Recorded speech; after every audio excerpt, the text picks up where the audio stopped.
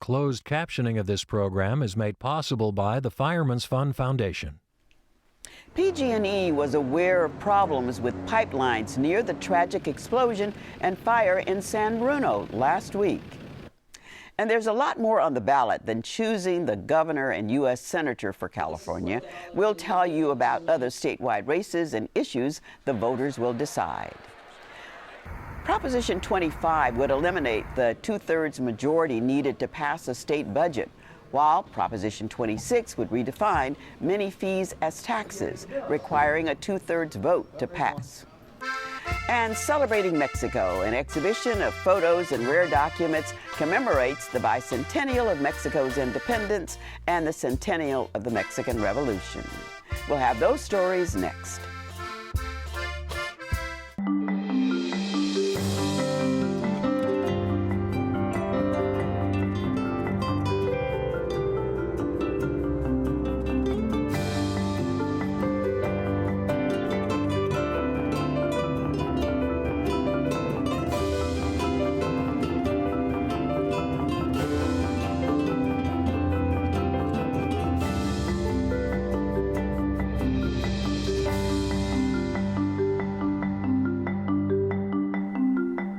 Good evening and welcome to This Week in Northern California. I'm Belva Davis. Joining me tonight on our news panel are Scott Schaefer, host of the California Report on KQED Public Radio, with a look at Propositions 25 and 26. And Marissa Lagos, Sacramento reporter for the San Francisco Chronicle, on the less publicized races for state office. And we begin with Rebecca Smith, energy reporter for the Wall Street Journal. Rebecca, in the wake of the San Bruno fire, there's talk that maybe PG&E has not been as transparent about other pipelines that might be in trouble. I think PG&E has a transparency problem right now, very definitely, Belva. And that kind of became apparent this week when the Public Utilities Commission sent a couple letters over to the utility, to the president of the utility, saying, here are some documents we need that we don't have. And one of the things that's been rather surprising since that accident is that there are some very basic documents that the Utilities Commission lacks. One is, we know that the utility has what they call a top 100 list, showing the projects that they think are most urgently needed. We don't know what pipelines are on that list or what lengths. We don't know how the methodology was put together to determine the ranking on that list. Why is it taking this for the PUC to ask for that? I mean, are they going to be kind of under a microscope in this? Are they going to be in trouble, essentially, for their regulatory oversight? Well, what's happened since the accident is the National Transportation Safety Board took charge of the investigation. And they're not only going to look at what caused the accident, they're going to look at contributing factors. And that might include lax oversight on the part of the State Utilities Commission. Now, what you may or may not know is there's a very complicated system that's used to regulate pipelines. Normally, the federal government would have jurisdiction, but in this case, they've ceded that authority to the state. I didn't realize until this week that the state of California has 9 pipeline inspectors, 9, for 100,000 miles of gas mains here in California. One of the questions was why the Public Utilities Commission in California gave approval for a rate hike to pay for repairs along this pipeline, and yet they decided not to do the repair. And Chris Johns, the president of PG&E this week, said, well, you know, sometimes we think we need to do one repair, but then something more important comes up, so we move it down the priority list, which kind of begs the question, like, what could have been more important than this? I think that's unfair to the utility. So I don't wish to be an apologist. However, that isn't the way rate making works. What happens is the utility comes in every so many years and says, here are the projects we need to do. And I've been through a lot of documents this week, and believe me, it's very detailed. Here's the timeline, we think. And then it's up to them to spend the money appropriately. This is why we need that top 100 list, though. But I mean, they are the experts. They're supposed to know what needs to be done. But, didn't they identify that pipeline as one of the most risky ones, that section of pipe? You can't, it isn't, the money that they get is like a budget. They're given a budget. In this case, it's usually around $2 billion, and they're told, go spend it. But it isn't linked actually to a specific project. So I felt it was unfair, the press reports that said they were given money for this, line 132, they didn't spend it. I think that's unfair. But they did have warnings that they were having some problems on this particular pipeline. Here's the reality with the situation with these pipelines. that pipeline, probably work was begun on that around 1948, before there were houses. And we've had 60 years where that pipeline sat there, gas going through. It's a pretty huge, I mean, it's a 30-inch line. This is a big line. Houses have encroached in the interim. This is a national problem. This isn't just PG&E. There's a national problem now of communities encroaching on these big pipelines, probably where there should have been a buffer established and wasn't, and all of this stuff is old and getting older. But didn't PG&E say that this section of pipeline had an unacceptably high risk of failure? Yes, and now another thing you need to know about the rate-making process is when they come in every 3 years or so, they want to get a lot of money. So they say, this needs to be done, this, and it's always expressed in somewhat strident, urgent language because they're trying to build a case for why they need a big budget. It's a bit of PR that's in these rate cases. So if they did that, now they're going to kind of get tripped up on their own exaggeration. Well, I'm saying the problem is that we have an old pipeline system and nobody thinks about it until it blows up. But I think there's another question that's come up this week, which is, as a ratepayer, as everyone who lives in this state is to one utility or another, and seeing how much PG&E and other utilities spend on things like PR, like an election that we just had this spring. I mean, who's ultimately going to pay for this, and will this hurt shareholders, and should it? Well, accidents should hurt shareholders, yes. And I think that PG&E is going to have to pay. It's going to be very costly, this. But the larger question is, it isn't just the PG&E shareholders that are going to bear the cost. If we have an aging, antiquated infrastructure, and if we have not been spending on state-of-the-art tools, there are many tools that could have been put on these pipelines, modern technology. If we want to make it safer, we're going to have to pony up the bucks. And we're talking what could be significant amounts of money in the next few years. When you say we, you're saying the taxpayers need to do this? I'm talking about the customers. Because, those of us who live in Northern California and get our gas from PG&E, we have paid over, since 1854, when PG&E began, we've been paying to help them build this system. Well, do you think this raises questions about these sort of quasi-public, private, you have these companies that have shareholders, but it's the ratepayers, the taxpayers really are one and the same at the end of the day? No, it's ratepayers. It's Northern California is going to pay for this. And for the accident, it'll be PG&E shareholders specifically. No, I understand. Rebecca, isn't there a fairness question here? They're the only ones that know the conditions of these pipelines. So now that there's this discovery, the ratepayers are faced with this huge corrective measure. Shouldn't someone say to PG&E, hey, maybe you should have been doing a little of that all along and not socking the customers right now with this kind of responsibility? Let me give you part of to give you the national view, to take a step back just from this one accident. There were a series of major pipeline accidents around 1990. Out of that was around between 1990 and 2000. Out of that was created a new federal agency to provide better pipeline safety. They started in 2004 ordering a national pipeline inspection program. We are halfway through that program now. So throughout the country, these pipeline companies have been told, we know we've got corrosion problems. We know we've got major issues. Go inspect them now. And PG&E had 8 years to do these inspections. Go ahead. But Senator Feinstein and Boxer talk about introducing some legislation now for oversight. Yes. Is that something else that's needed, or will that just clutter up whatever the pathway is to a quicker solution? Well, whenever there's an accident, legislators are going to propose legislation. The astute one will say, what have we not been doing we could have been doing? And to my mind, that means modern technology. It means you need leak detectors in these lines. You need these lines made so that these modern probes, they're called PIGs, for pipeline inspection gauge. These tools can get in there and see the internals of these pipelines. There's a lot of stuff that could be done. And that's the direction we should be going. We've been spending money to make the electric system, the smart grid, we hear all about that. We need a smart pipeline system as well. Well, there are things that we need, and we're going to turn now to Marissa, because she's going to talk about legislators who want to represent us and I hope make these conditions safer for us. We talked a lot about those at the top of the tickets, millions of dollars being spent, but there are other important jobs that are open for legislators. That's right. We have well, the entire ticket here of constitutional offices. And I think before we get into the discussion about the issues, there's a couple of things that are really important to look at. There's this anti-incumbent wave throughout the country, but Democrats have basically a 13 percentage point registration advantage in this state. So whoever you are, if you are a Republican running, it's going to be hard to get out the vote. And as you mentioned, a lot of the folks running are lawmakers already. They might be putting on the ballot that they, whatever their past job was, but a lot of them really are part of the status quo.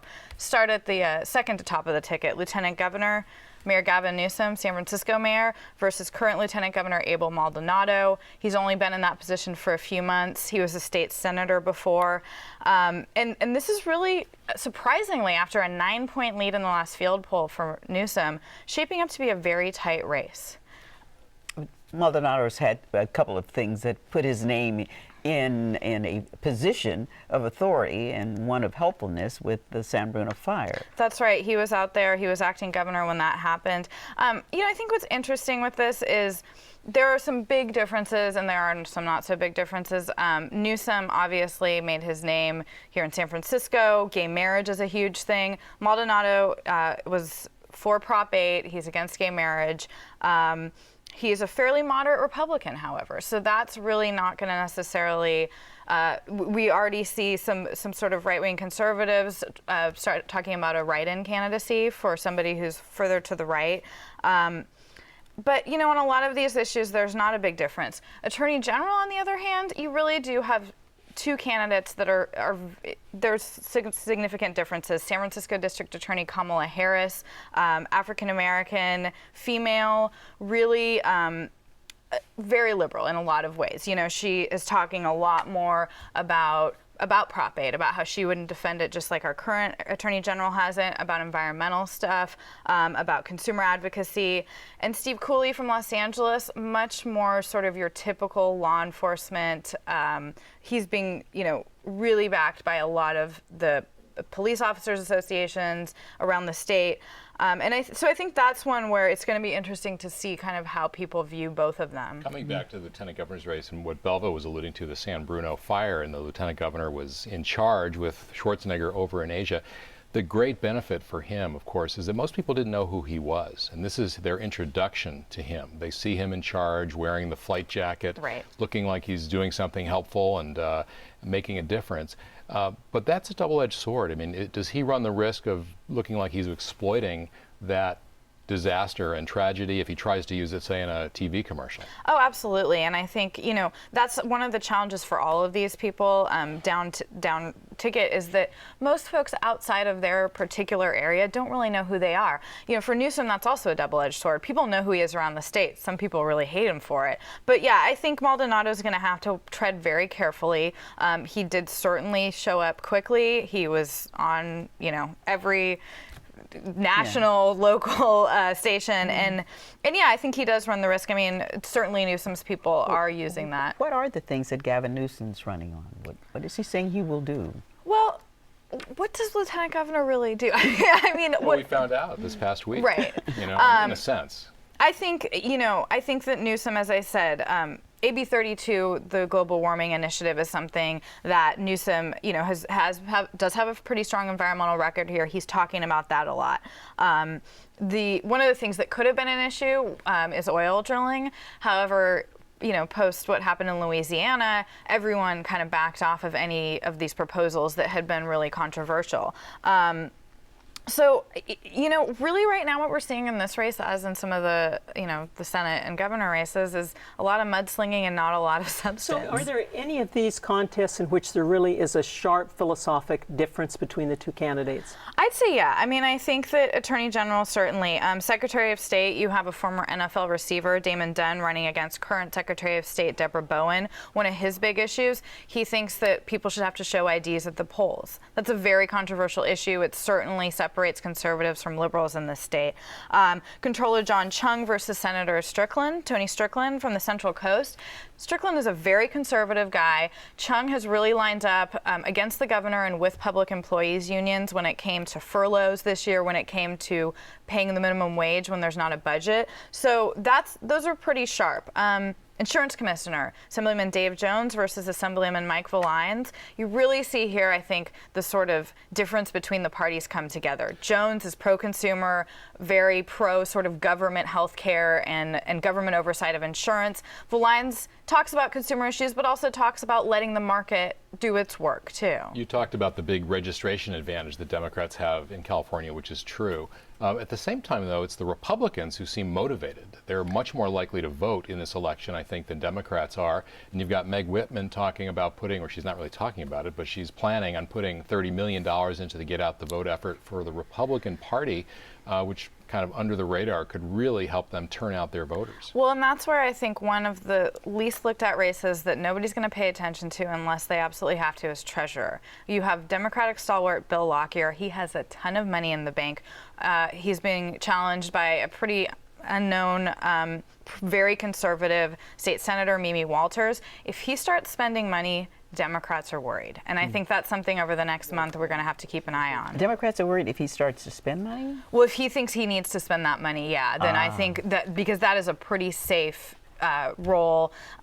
If the Republicans had really wanted to take on Lockyer as treasurer, they probably would have put somebody out there with a little more gravitas and knowledge.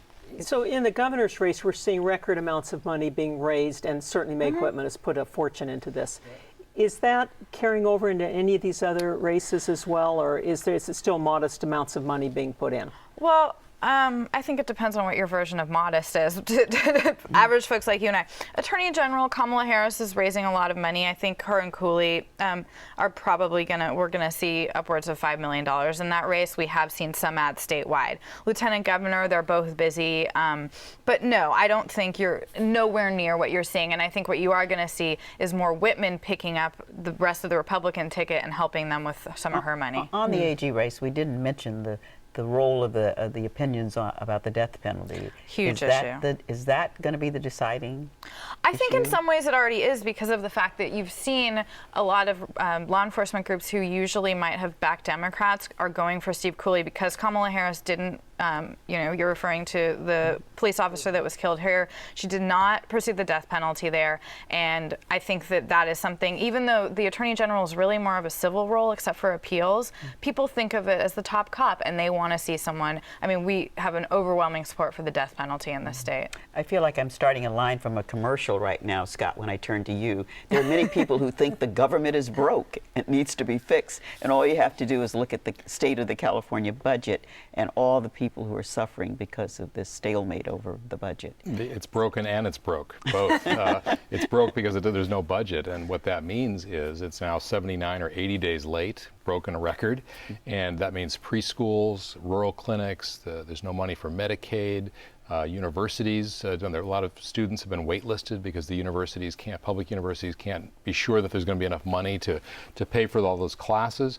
Home health care, nurses, all these things that especially poor people, people in rural areas, small people, children, little people, rely on government for, those services aren't being paid for now because there is no budget. And that's a segue into these ballot measures that are on the ballot. Probably the most important ballot measures people haven't heard about. All the attention really is going to Prop 19, the marijuana initiative, and Prop 23, which would repeal the greenhouse gas law or at least suspend it. But Prop 25 would make it possible to pass a state budget with a simple majority, 50% plus one. Right now it's a 2/3 majority. California is one of only 3 states, Rhode Island and Arkansas being the other 2, that require 2/3 of a vote. And that means that Republicans who are in the minority, you have to get at least 2 or 3 of them generally to pass a budget, and so they can hold it up. This would change that. It would make it much easier to pass a budget. Now, critics say it's really a Trojan horse for raising taxes, that it really would also make it, because of the language in the initiative, would make it possible to add trailer bills to the budget that would potentially raise taxes with a simple majority. Now, the backers say that that's not the case, and a federal state appeals court agreed with them that it won't suspend Prop 13, which is the 2/3 tax majority. But that issue is going to be a very important one, could have a huge impact on revenues in California. And then Prop 26, also very important. It would change the definition of, right now, because taxes are so difficult to raise at the state and local levels, a lot of government agencies governments are raising fees, regulatory fees, fees on developers, fees on alcohol distributors, fuel suppliers. If they can link some kind of a need or some kind of a service to the fee, then they can raise those fees with a simple majority. Prop 26 would redefine those as taxes and require that they get a 2/3 vote, both at the state and the local level. So it would really make it much more difficult to get some of those additional revenues that counties, cities, and the state government now rely on. So Scott, one thing it seemed to me looking through some of the details on these measures today is it is very confusing. And the electorate has tended to, when they're presented with things, both of them have 2/3 in it. The impact is very different. It's very confusing. Don't you think people are going to go to the polls probably and just say no, no, no, no? They could. Certainly when people are confused, they tend to do that. On the other hand, they also look at the ballot summary, and we're talking about the Attorney General and the importance of that office. Jerry Brown is the Attorney General now, and he's written a ballot summary and title for Prop 25 that makes the supporters of that measure very happy. The opponents sued. They went to court to try to take out some language. He says in the ballot summary that it preserves the 2/3 majority for tax increases. Opponents of Prop 25 really disagree with that, but the courts agreed with Brown. And so if they only go in, as many voters do, and look at the summary, they're going to see that, and they're going to see the fact that if Prop 26 passes, it could reduce revenues by untold amounts of money. So that could make voters nervous. It could, push them in the direction of voting no on 26. What if both pass? If both pass, then, like often happens in California, it'll end up in court, and we'll see which parts of the two cancel each other out, and we'll see which one prevails. Now, don't you think another thing voters might see in the ballot summary on 25 is the fact that the lawmakers won't get paid ever if, for the time that they don't pass a budget? And right now, of course, they don't get paid until they pass it, but then they get all the money back. Exactly. Voters like that, right? They love that. I mean, if that alone were on the ballot, Right. I think it was something like that was on the ballot, I think, in the primary, and it passed. So, but this would permanently dock their pay. So every day that there is a budget that's late, they would not get paid. It's about $50,000 a day. Not a huge amount of money in the scheme of things, but yeah, you're right. Voters love that little sweetener, that little way of sticking it to their elected officials who they think aren't doing their jobs. So the Prop 26 is where the salaries would be docked, or is it 25? 25. It's Prop 25, which would both make it easier to pass a budget, but punish the legislators if they don't get it done. How are these polling right now? Do you know? Is There is there enough awareness to do a valid poll right now? There was been a lot of movement this year toward reform. Prop 25, the polling showed it to be quite popular, but it's old polling and it's probably out of date. Well, thank you, Scott. In fact, thanks to all of you for joining us tonight. Interesting discussions. And now some other headlines in the news this week. The latest census showed the number of people who lived in poverty in the U.S. last year was the highest in 51 years. And for California seniors, the federal poverty level fell far short of covering basic needs. Giant automaker Honda has decided to return to the Port of Richmond to deliver cars to Northern California dealers. The decision will bring jobs and badly needed revenue to the city. And Meg Whitman has set a national record for candidates' donations to their own campaign. She's spent more than $119 million of her own money in her quest to become governor of the state.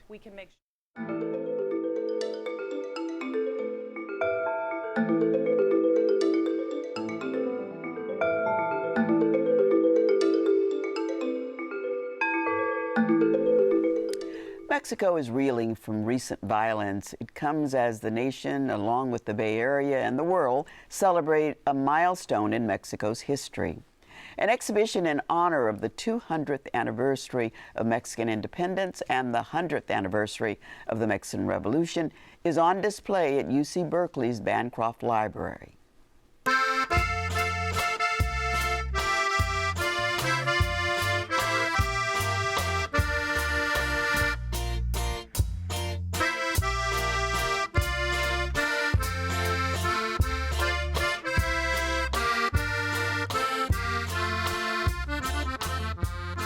The exhibit is called Celebrating Mexico and is presented in collaboration with another collection on display at Stanford University's Green Library. There are relics, photographs, and artwork spanning 200 years of Mexican history. Artifacts and rare documents from the 1800s commemorate Mexico's independence from Spain in 1810, leading up to the Mexican Revolution in 1910. The collection features classic photos and woodcuts of Mexico's revolutionary leaders, including Emiliano Zapata and Pancho Villa. Even the wanted poster that led to Villa's arrest is on display. There are powerful images of women who fought in the revolution, along with historic letters and agreements marking the bicentennial of Independence Day in Mexico and the centennial of the Mexican Revolution. The exhibit at the Bancroft Library on the Berkeley campus runs until January 14, 2011, and the concurrent exhibition at Stanford will be on display until January 16, 2011.